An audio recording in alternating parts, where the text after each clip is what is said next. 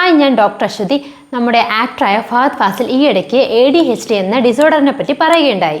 എന്താണ് ADHD? Attention deficit hyper activity disorder. ഇതൊരു neuro development ഡിസോർഡറാണ്. അതായത് നമ്മുടെ തലച്ചോറിൽ സംഭവിക്കുന്ന ചില കെമിക്കൽസിന്റെയും ചില ഏരിയസിന്റെയും വ്യത്യാസം മൂലം സംഭവിക്കുന്ന ഒരു ഡിസോർഡറാണ്. കുട്ടികളിലാണ് ഈ ഒരു ഹൈപ്പർ ആക്ടിവിറ്റി ഡിസോർഡർ അധികമായി കാണുന്നതെങ്കിലും നമ്മുടെ അഡൽട്സിനും ഈ ഒരു രോഗാവസ്ഥ വരാറുണ്ട്.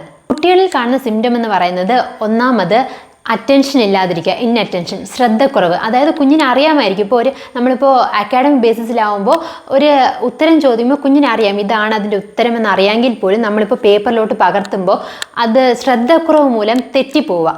സെക്കൻഡ് എന്ന് പറയുന്നത് ഇമ്പൾസിവിറ്റി, അതായത് എടുത്തുചാട്ടം. ഈ കുഞ്ഞുങ്ങളിൽ ഭയങ്കര എടുത്തുചാട്ടം കൂടുതലായിരിക്കും. തേർഡ് എന്ന് പറയുന്നത് ഹൈപ്പർ ആക്ടിവിറ്റി, അതായത് കുട്ടി ഒരിടത്ത് സമാധാനത്തോടെ അടങ്ങിയിരിക്കത്തില്ല, എപ്പോഴും ചാടിക്കൊണ്ടേയിരിക്കും. ഒരു സമാധാനത്തോടെ ഒരു പ്ലേസിൽ ഇരിക്കാനോ ഒന്നും ഈ കുട്ടിക്ക് കഴിയത്തില്ല, ക്ഷമ ഉണ്ടാവത്തില്ല. ഇങ്ങനെയുള്ള കുട്ടികൾ ധാരാളമായി സംസാരിക്കുന്നവരായിരിക്കും. അത് മാത്രമല്ല, ഇപ്പോൾ മറ്റുള്ളവർ സംസാരിച്ചുകൊണ്ടിരിക്കുന്നതിനിടയിൽ തന്നെ ഭംഗം വരുത്തും. മുതിർന്നവരിൽ ADHD സിംറ്റംസ് എന്ന് പറയുന്നത് നമ്മൾക്കിപ്പോൾ ഭയങ്കര ആവേശമായിരിക്കും.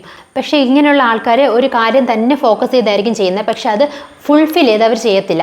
ആ സമയത്ത് തന്നെ അവരുടെ കോൺസെൻട്രേഷൻ വേറെ ഒരു ഇതിലോട്ട് പോകും. ഇങ്ങനെയുള്ള ആൾക്കാർ ടൈം മാനേജ്മെൻറ്റ് ചെയ്യാൻ പറ്റത്തില്ല, നല്ലോണം ടൈം മാനേജ് ചെയ്ത് പാലിക്കാൻ പറ്റാത്തവരായിരിക്കും. ADHD മൈനറും ആവാം, സിവിയറും ആവാം. നമ്മളിപ്പോൾ ഇങ്ങനെയുള്ള കുട്ടികളെ അധികം കുറ്റപ്പെടുത്താതിരിക്കുക, എപ്പോഴും ഒരു ശാന്തമായിട്ട് അവരോട് ഇടപഴകാൻ ശ്രമിക്കുക. പിന്നെ അവർ ചെയ്യുന്ന കുഞ്ഞു കുഞ്ഞു നല്ല കാര്യങ്ങൾ ഒന്ന് അഭിനന്ദിക്കുക. ഇങ്ങനെയുള്ള കുട്ടികളിൽ സ്ഥിരമായിട്ടുള്ള വ്യായാമങ്ങൾ, അതുപോലെ മെഡിറ്റേഷൻ, അതുപോലെ ബിഹേവിയറൽ തെറാപ്പി, ഇതൊക്കെ കൊടുക്കുക. ADHD നമ്മുടെ ജീവിതത്തിനെ വല്ലാണ്ട് സിവിയറായിട്ട് അഫക്റ്റ് ചെയ്യുമ്പോഴാണ് നമ്മൾക്കിപ്പോൾ ഡ്രഗ് തെറാപ്പീസ്, അതായത് മെഡിക്കൽ തെറാപ്പീസ് ഒക്കെ വേണ്ടി വരുന്നത്. അപ്പോൾ ADHD ഉള്ള ഇപ്പോൾ കുട്ടികളാണെങ്കിലും അതുപോലെ അഡൽട്സ് ആണെങ്കിലും നമ്മൾ അവരുടെ കൂടെയുള്ളവർ, അതായത് പാരൻസ് അല്ലെങ്കിൽ അവരുടെ പാർട്ട്നേഴ്സ് ഇത്തിരി നല്ല സോഫ്റ്റ് ആയിട്ടൊന്ന് ഹാൻഡിൽ ചെയ്യുക. So let us change.